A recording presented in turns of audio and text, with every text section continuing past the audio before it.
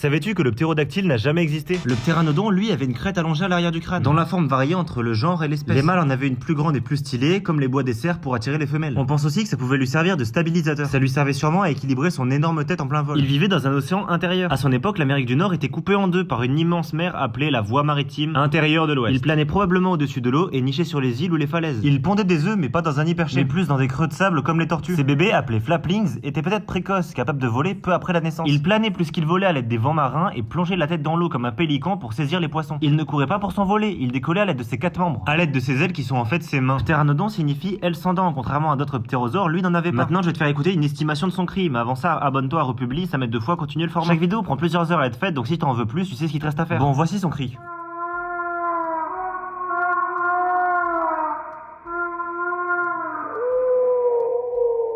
Terrifiant. Si je l'ai dessiné aujourd'hui, c'est parce qu'on me l'avait beaucoup demandé en commentaire, donc mets quelque chose à faire pour les prochains jours. Si t'es un beau gosse qui veut prouver qu'il est resté jusqu'à la fin de la vidéo, mets un emoji oiseau en commentaire, je vous reconnaîtrai en commentaire. Si tu me connais pas, moi c'est Silver, je fais un dessin par jour où je t'apprends un truc, donc si t'as kiffé, abonne-toi, Republi, et moi je te dis à demain pour un nouveau dessin. Bisous.